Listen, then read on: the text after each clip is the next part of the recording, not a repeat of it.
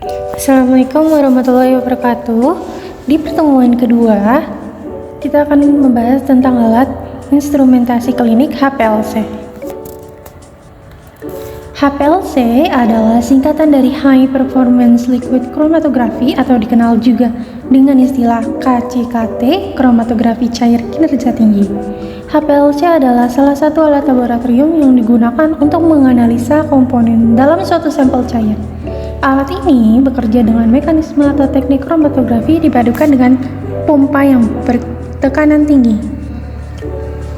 Fungsi dari HPLC tersendiri digunakan untuk analisis obat-obatan, polimer sintetik, polutan dan dalam analisis lingkungan, penentuan obat dalam matriks biologis, isolasi produk berharga, kemurnian produk dan pengendalian kualitas produk industri dan bahan kimia halus, pemisahan dan pemurnian biopolimer seperti enzim atau asam nukleat, pemurnian air, prakonsentrasi komponen jejak, kromatografi pertukaran ligan, kromatografi pertukaran panjang protein, dan kromatografi penukar anion karbohidrat dan oligosakarida pH tinggi.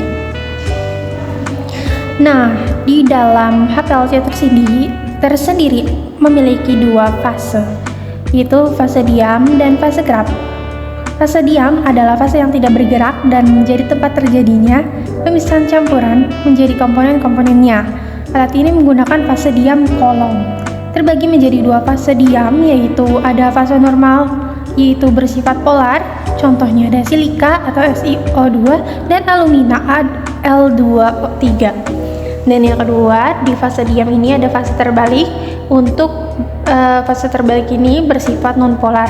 Contohnya ada ODS C18 dan C8. Yang kedua ada fase gerak. Fase gerak dalam HPLC adalah fase kerja yang digunakan untuk membantu menggerakkan larutan melalui kolom HPLC. Terbagi menjadi dua fase gerak, yaitu fase normal. Jadi fase diamnya bersifat polar. Contohnya ada golongan heksana seperti diklorometana CH2Cl2, isopropanol C38O. Dan untuk fase terbalik, fase diamnya itu harus yang bersifat non-polar. Contohnya cairan air seperti metanol, asetonitril, dan tetraki. Selanjutnya kita akan membahas tentang perbedaan L1, LUC, dan LWAT. L1 adalah zat cair yang digunakan untuk menggerakkan sampel melalui kolom HPLC. L1 biasanya terdiri dari campuran pelarut yang dapat bercampur dan dapat diubah-ubah perbandingannya untuk mencapai kondisi optimal pemisahan. Contoh L1 itu fase gerak ya. Dan yang kedua ada LUC. LUC adalah proses pemisahan komponen-komponen sampel yang terjadi saat sampel berinteraksi dengan fase diam dan fase gerak pada kolom HPLC. Pemisahan ini terjadi karena setiap komponen dalam sampel berinteraksi dengan fase diam dan fase gerak dengan cara yang berbeda. Di sini aku mempunyai dua, ada isocratic elution dan gradient elution. Untuk isocratic elution memiliki komposisi yang tepat. Contohnya metanol dan asetonitril perbandingannya 1:2 dari awal sampai akhir tetap 1:2.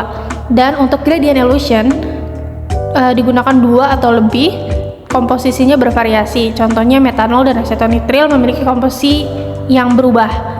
Jadi awalnya 1:2 lalu 1:1 lalu 1:2 dan 1:3 seterusnya. Jadi berubah-ubah komposisinya.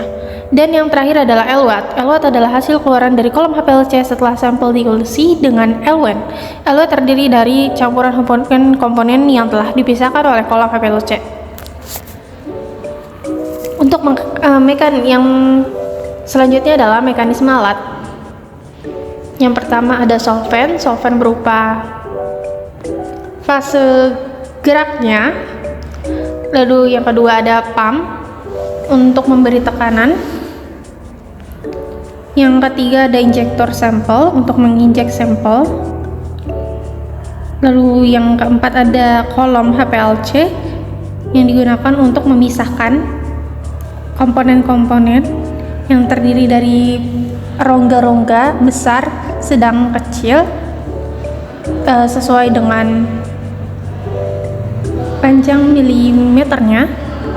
Yang kelima ada detektor sebagai mendeteksi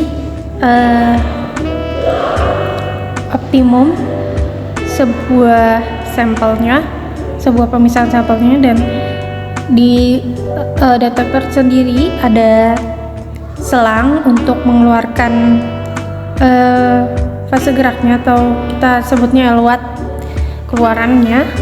Dan yang terakhir ada data acquisition, itu adalah hasilnya berupa grafik. Nah, di sini ada macam alat HPLC berdasarkan detektornya. Yang pertama ada refractive index detektor, ada PDA detektor, dan yang terakhir ada UV detektor. Untuk pembacaan hasil dengan menghitung konsentrasi HPLC di mana luas 2 dibagi L1 sama dengan konsentrasi 2 dibagi konsentrasi 1. Di sini kita menggunakan luas segitiga. Jadi yang paling atas itu ujungnya itu paling atas itu tinggi dari 0 sampai misalnya 0 sampai 10 itu tinggi, dan luasnya itu dari garis pertama awal sebelum puncak sampai terakhir puncak. Nah, di sini di HPLC tersendiri juga mempunyai TR atau time relation, di mana kita sebelumnya sudah menjelaskan titik rendah dan titik tinggi itu berdasarkan dengan waktunya, waktu di mana akan ditemukannya puncak. Nah, faktor yang mempengaruhi hasil atau TR yaitu yang pertama diameter dalam kolom. Semakin kecil semakin tinggi sensitivitasnya, maka semakin kecil kita sensitivitasnya itu semakin tinggi, jadi bakalan lama, TR-nya akan semakin tinggi juga. Yang kedua ada tekanan pompa.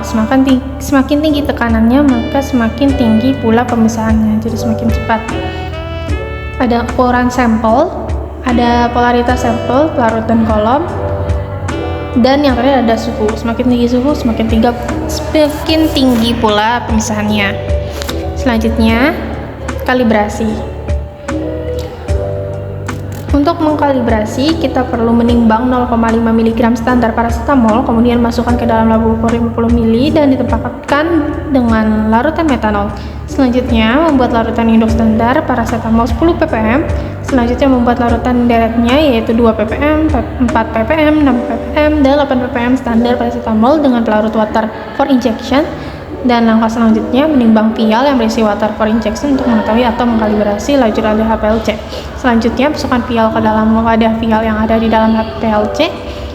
Dan untuk mengkalibrasi HPLC, hal pertama yang dilakukan adalah mengkalibrasi nilai laju airnya. Selanjutnya, setelah selesai menganalisis, kita akan mengolah kromatogram yang telah dihasilkan. Dan yang terakhir, setelah selesai mengkalibrasi HPLC, timbang kembali via yang berisi water for injection. Untuk perawatan alat, kita perlu juga merawat alat agar HPLC tersebut tidak ada yang komponennya rusak. Ada beberapa cara yang dilakukan untuk merawat HPLC, antara lain yang pertama ada pantau bagian kolom secara rutin, yang kedua hindari pengendapan garam di bagian kolom, 3 gunakan fase gerak yang disaring dan hilangkan gasnya. Jadi sebelum kita sebelum kita menginjek sebuah sampel, kita perlu menyalakan fase geraknya sampai tidak ada gelembung gas yang ada di dalamnya. Yang keempat, ada sebaiknya jangan dibiarkan kolom mengering, harus tetap tertutup rapat saat tidak digunakan. 5. Untuk penyimpanan yang lama, gunakan fase gerak yang menghambat pertumbuhan bakteri dan jamur. 6. Gunakan kolom ke arah yang ditunjukkan pada sampel. Tekanan operasi yang sangat tinggi dapat menunjukkan frit saluran masuk yang tersumbat dan dapat dibersihkan dengan aliran balik melalui kolom selama 10-20 ml. Dan yang terakhir, gunakan kolom pelindung Hamilton untuk menghilangkan partikel atau kotoran yang mungkin secara permanen mengikat kolom analitik. Di sini ada contoh troubleshootingnya. Pada kolom, penyebabnya ada penyumbatan pada tubing, penyumbatan pada flow cell, penyumbatan pada filter, penyumbatan pada kolom. Dan dengan pengecekannya itu, kita harus melepaskan kolom tersebut. kekurangan dan kelebihan. Untuk kelebihan HPLC tersendiri itu cepat dalam melakukan analisis atau pemisahan. Kedua, efisiensi alat memadai, akurasinya tepat, serbaguna dan sangat tepat dalam mengidentifikasi dan mengukur komponen kimia. Kekurangannya untuk biaya cenderung mahal dan membutuhkan bahan organik yang mahal dalam jumlah besar. Kompleksitas, pada HPLC memiliki sensitivitas yang rendah terhadap senyawa tertentu dan beberapa tidak dapat dideteksi karena terabsorpsi secara irreversible. Dan yang terakhir, zat yang mudah menguap lebih baik dipisahkan dengan kromatografi gas ya. Terima kasih sudah menyaksikan. Jika kalian ada mempunyai pertanyaan, silakan tulis di kolom komentar dan sampai jumpa di pertemuan selanjutnya. Assalamualaikum warahmatullahi wabarakatuh.